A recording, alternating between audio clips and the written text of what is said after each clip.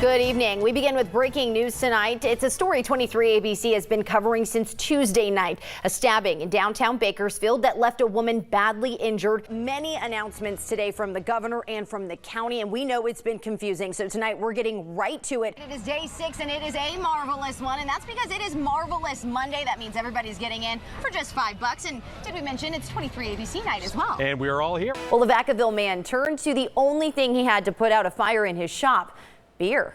The Bakersfield City School District's board has voted to move the first day of school to August 24th. We want to show you a live look at that fire tonight. Check that out. You can see just how big it is. If you take a look at the very bottom of your screen, you can see that those are vehicles down on the ground. Just for size and scope here, that is how small those vehicles look from this angle, so you can tell just how large that fire is at this hour. Every time a band comes by, yes. and on. And Mike on is singing. I am not.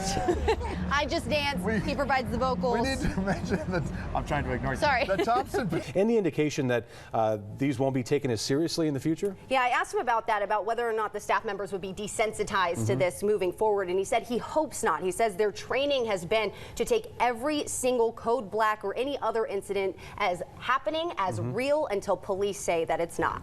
Boston, does the rail authority have any sort of timeline of when high-speed trains will be up and running through the Central Valley? You're coming off an extremely hot week as we bring in 23 ABC's Allison Gargaro with a look at our forecast. It was so hot this past week and, of course, very dry now. Allison, obviously concern for firefighters. It definitely is. Firefighters are standing by, monitoring this fire's every move. They're right here along the roadway, seeing everything that happens, and the air tankers flying up above, helping to also continue to battle this blaze. Officials are concerned with the dry weather today and lack of humidity in the area. This is benefiting a local cause, the Bakersfield Ronald McDonald House. Look at this crowd behind me. Homeowners here say they moved in behind the gates for added security, but lately it hasn't been doing much since someone crashed into this gate and then took off. State Democrats say the solution to fixing those roads is increasing the tax at the pump, but state Republicans say there's no reason you should be spending more when you're filling up your tank. We begin with a 23 ABC investigation. The I-Team has obtained exclusive access to body camera video from last year when an off-duty Bakersfield police officer fell asleep while intoxicated inside of the Studio Movie Grill. The theater was evacuated and police were called because off-duty officer Douglas Barrier fell asleep with his department-issued gun on his lap. He was arrested, and until now, BPD refused to release this video. Through our investigation, we determined at least one responding officer violated body camera policy. Have a contingent of officers go to him and have the other ones move around so you can make him covered both angles, okay? It was December 19th of 2019 when Bakersfield police officers responded to the Studio Movie Grill in Northwest Bakersfield for reports of a man asleep with a gun in his lap. Body camera video just released to 23 ABC shows officers discussing the safest way to approach him. Officers slowly move in, some going directly to him, others staying back a distance. As soon as the gun is pulled out of his hands, officers seem to recognize who it is. Turn off. Go outside. Go outside. The man with the gun was off-duty Bakersfield police officer Douglas Barrier. An officer wakes up Barrier as the others start to leave the theater. For the first time, we're hearing what Barrier said after he was woken up. We got a call of a male in a blue sweatshirt with a gun on his lap in this theater. So we came here, they had to evacuate everybody out. Everybody's out front right now. And luckily, the guys recognized that it was you and just walked up and they tried to wake you up, and you were out. So is it your alcohol issue, you think, that went on? Did you pass out from? I drank more than I planned on, and I'm embarrassed, and it won't ever happen again, and I'm sorry. One of the officers who spoke to Barrier noted in a police report that Barrier, quote, appeared disheveled in appearance, saying his jeans were unzipped and he could smell the strong odor of an alcoholic beverage on his breath and person. Documents also reveal Barrier only ordered one beer at the bar, and it was the only drink he was served while at Studio Movie Grill. Surveillance video 23 ABC obtained in June shows Barrier ordering that beer at the bar. He's there for about 10 minutes before moving to a table. It's about 30 minutes after his arrival that he heads into the theater to watch Frozen 2. He was found at the end of the movie. After officers got everything under control, people who were evacuated from the theater were allowed back in, and Barrier was taken to jail. Through our investigation, 23 ABC determined multiple officers shut off or muted their body cameras during the incident. According to the Bakersfield Police Department's body-worn camera policy in 2019, quote, personnel are directed that the overarching goal of the BWC program is to obtain a complete and uninterrupted recording of the described encounters in order to depict an objective account of the entirety of each incident. Once activated, personnel shall not deactivate their BWC device unless directed by a supervisor or upon entering their vehicle to leave the scene, unless a deactivation exemption applies.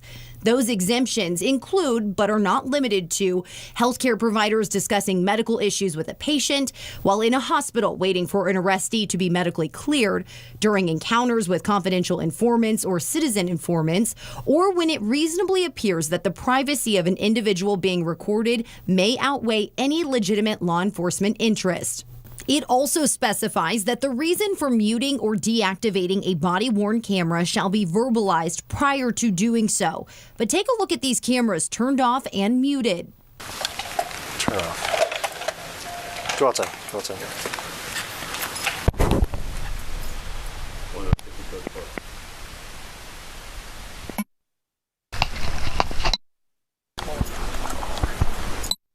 You want me to stay up here with you? No. Just check there's another door on the outside. Okay. When you first walk in, just make sure they're Copy on, turn on. Through our investigation, we only hear one person who announces he's about to have an administrative conversation, which is allowed prior to muting his camera. On admin. Guess better say that on this thing.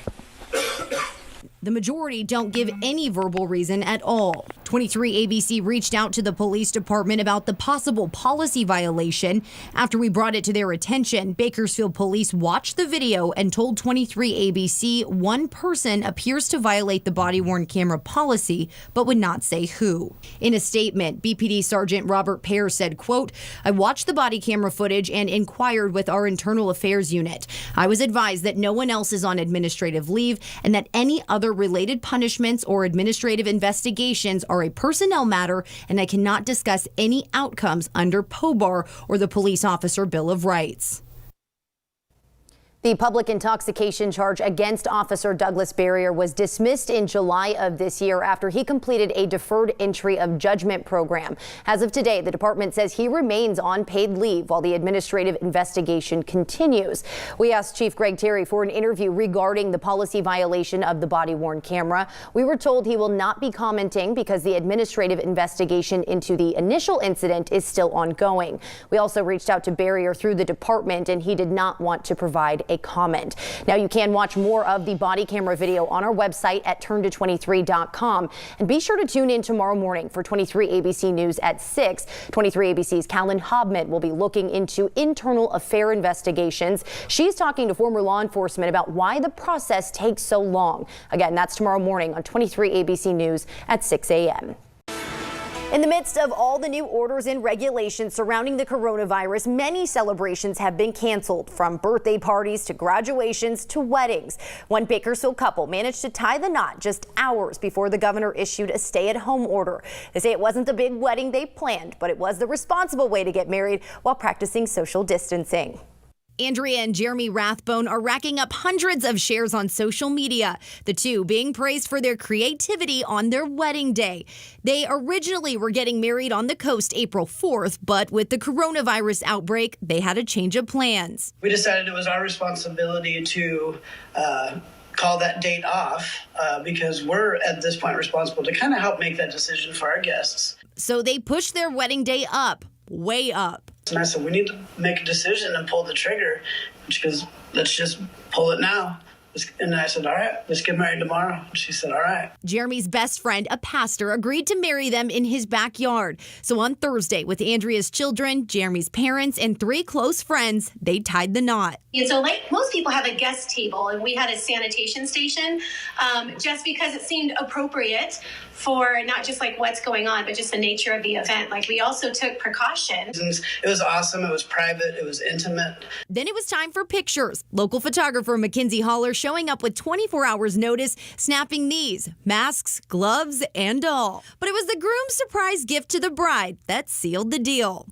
And I pull out the tissue paper and open it up, and it was like a 12-pack, like a 12-pack of like extra strong, quilted, double, all the things, toilet paper. And I was like, you are the man. The two say initially they worried the coronavirus was a sign they shouldn't get married, but they say right after they said I do, a perfect rainbow appeared and they knew it was meant to happen the way it did. It's a happy day. I'm not going to let what's going on right now take that away from me. And so we're going to have some really great stories to tell for the rest of our lives because of that. Yes, we are. Andrea and Jeremy say they went to pick up Thai food after taking their vows, and that's when they heard the governor had issued a stay-at-home order. They said they'd rather be stuck at home as Mr. and Mrs. than be stuck apart. They said they will still be holding the wedding of their dreams. It just won't be on April 4th like they planned.